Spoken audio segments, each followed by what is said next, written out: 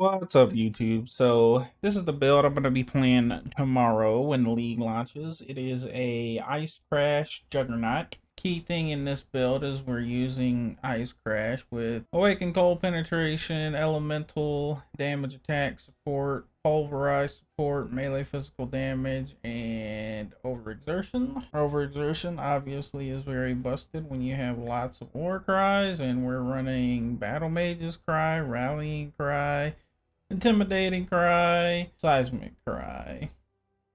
Also running Herald of Purity if you can manage to get the reservation up for it. You're going to need an Enlighten for that. I don't have one, so currently I'm not using it. We can run Leap Slam with faster attack for mobility. Our auras are going to be Determination and Hatred. I've got Frost Bomb here just to kill some life, regen. But this is where you would put your Enlighten if you manage to get it. Then we've got Molten Shell on a cast 1 damage, Arrogance, Precision here. Pretty basic stuff, nothing too crazy. We are running a double curse setup thanks to our Pandemonious, which is one of the only 2 uniques in this build. Well, 2 unique gear pieces. There's a couple unique jewels. But the Pandemonious gives us a pretty good amount of extra damage penetration and slows bosses, which is amazing. So we're pretty much best in slot here. Oscar, on the other hand, maybe you can find a better gear piece for this. For me, I mainly run it for the Assassin's Mark and the global accuracy rating. But if you can figure out your accuracy rating some other way, then be my guest. It also gives us a good amount of crit chance. We're sitting about 9,000-ish accuracy, so it's not crazy.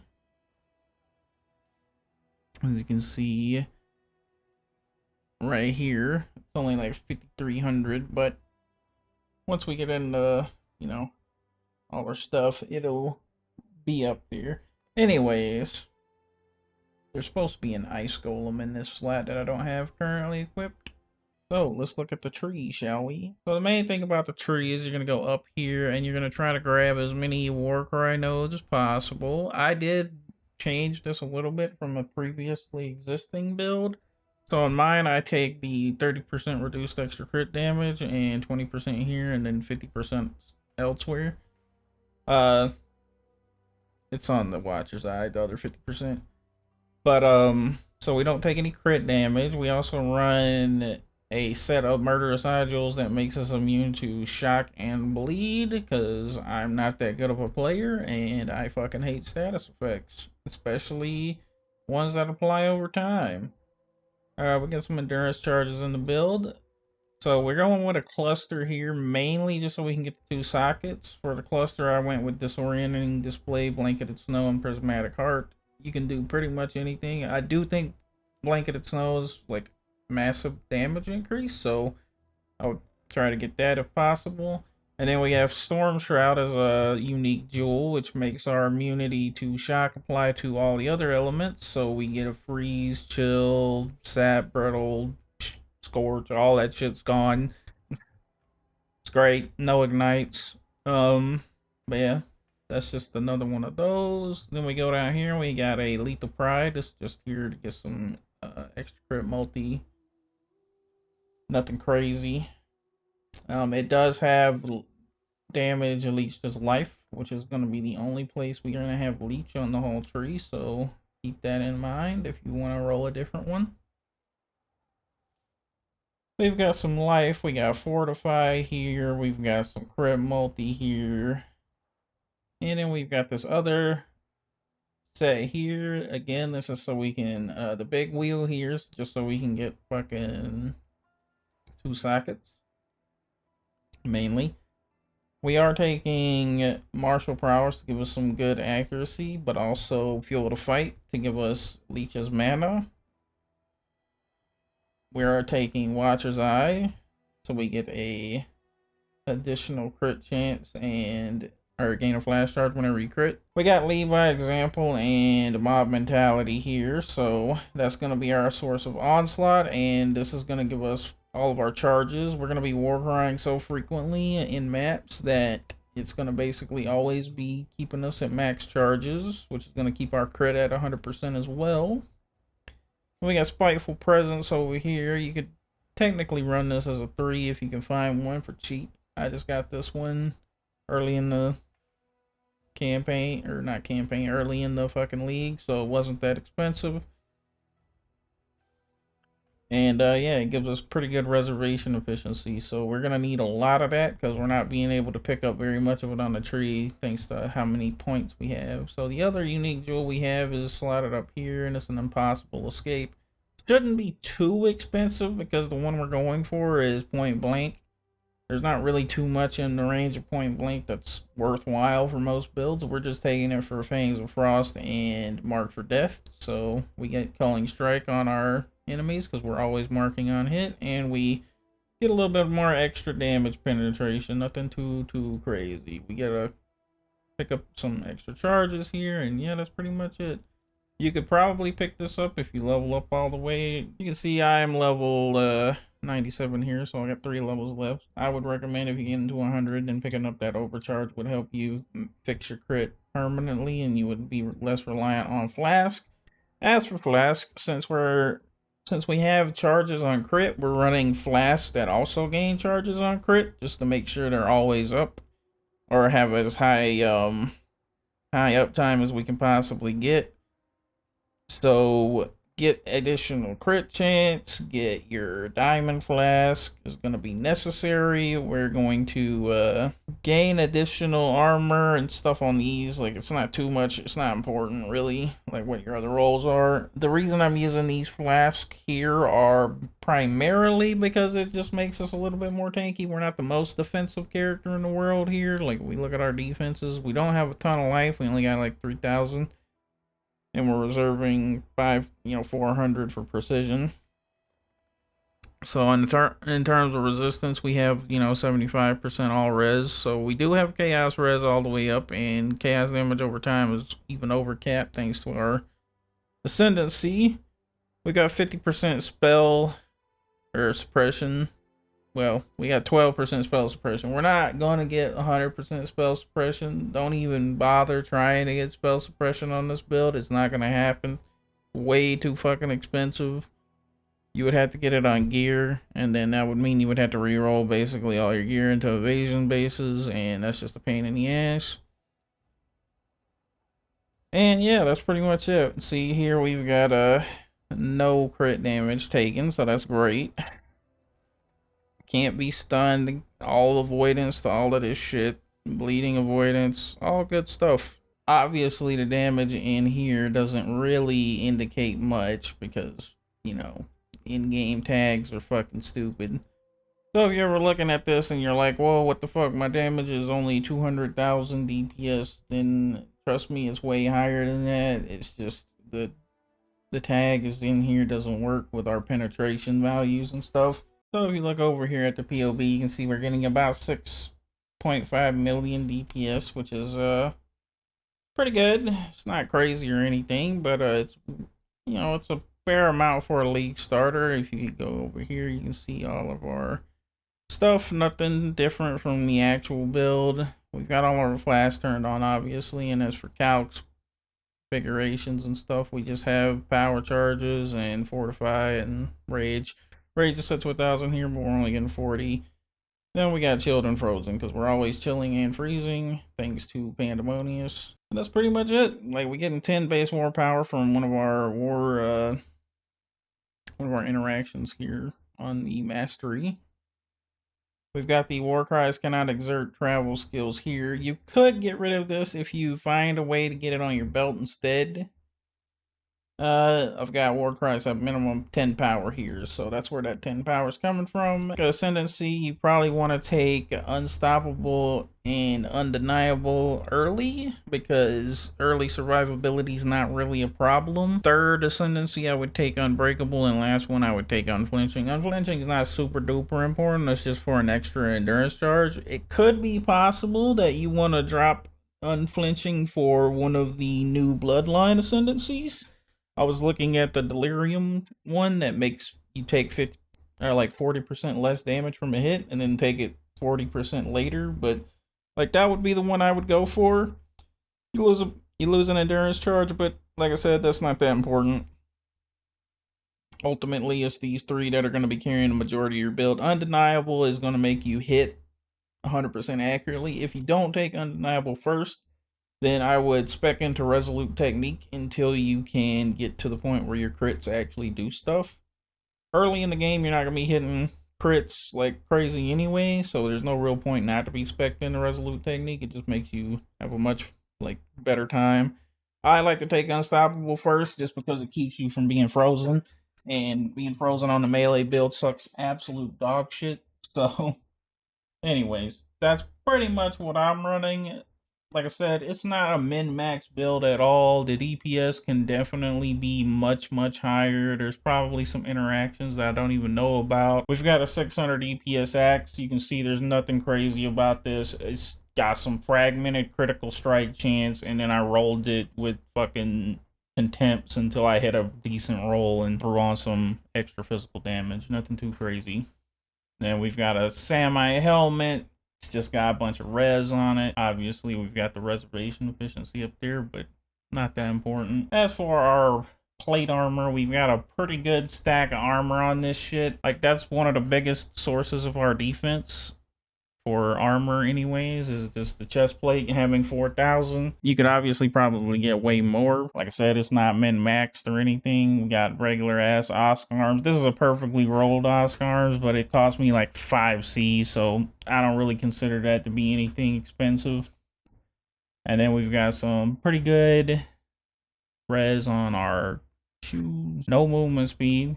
I don't really care about movement speed. I can barely control the fucking game as is, but if you prioritize movement speed more, then you could probably drop some of the armor off. Got your Pandemonious. This is going to be one of your more expensive items. I think I got this for like a div, it was like the first item I picked up for a div on the build, so it's definitely worth being your first target, because like I said, that always chilling enemies thing is pretty crazy. Keeps you from getting absolutely clapped by bosses, and the penetration makes your damage go real high.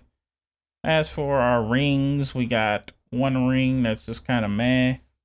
Got some good chaos res, and we want elemental damage with attack skills on every single piece of jewelry, so we want that on our rings, on our belt. Can't get it on the amulet, so it is what it is. And then we want to reduce our total mana cost, because otherwise you're not going to be able to fucking attack. This one just has some stats that I rolled on it, because you're going to be a little hurting for stats on this build. You're not pathing a whole ton, but especially not through intelligence and dexterity, so keep that in mind. I would be running Grace instead of Determination if I could, because I'm running Iron Reflexes, and it would scale more, but I can't because I don't have enough dexterity, so I'm running Determination instead. Also, this tree is without Determination, so the armor you're seeing here, this 31,000, is without that. But yeah, so we're looking at about 60,000 EHP. Not terrible, not insane. You're probably gonna die, but you're not gonna die all the fucking time. Like, you'll die maybe once or twice a map. You see in the fucking video, in the B-roll, that I die a lot to bosses, but that's just because I'm fucking terrible at the game. If you're even moderately good at the game, you'll probably not die at all. I can't see the fucking cursor half the time, and that's why I want Wazda in the game, but otherwise, yeah, pretty good build. I got an insane fucking belt. I actually ground dropped this, which was insane. Like, this came from an actual abyss, and it had like fucking 35, 40... I think I have 45 all res already on it, and then I just slapped it with the fucking damage. That was it. That's all I did to this. It dropped every other stat like this, and then obviously I put fucking catalyst on it to make the stuff a little bit higher, but that's kind of a min-maxing thing. It's not really required. And then we've got some Abyss Jewels with just, like I said, the other stuff on it. This has got some base damage. It's got Corrupted Blood immunity. That's where we're getting that from, so yeah, nothing too crazy, like I said. Anyways, that's gonna be it for this build guide, so stick around to watch the video if you want for the, you know, showcase of how the build plays. If not, then subscribe, leave any questions in the comments below, and I'll see you in the next one. Thanks for watching. All the wickedness that mankind can produce, we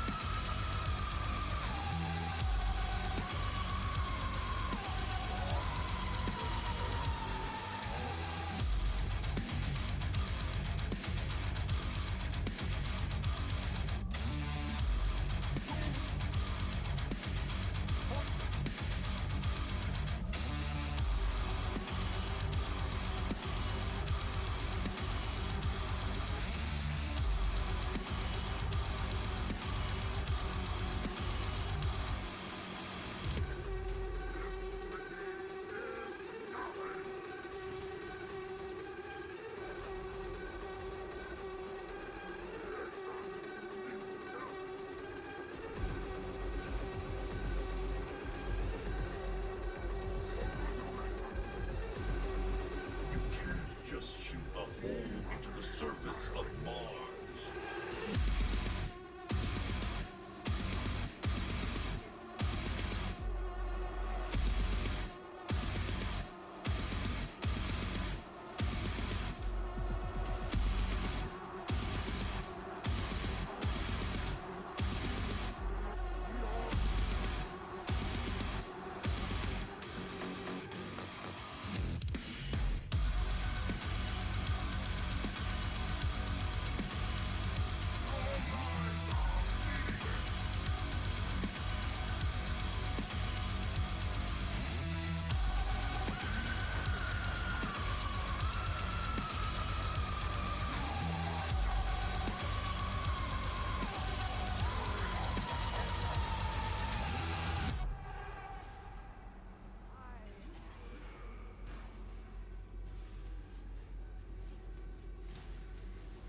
And with him lies our salvation.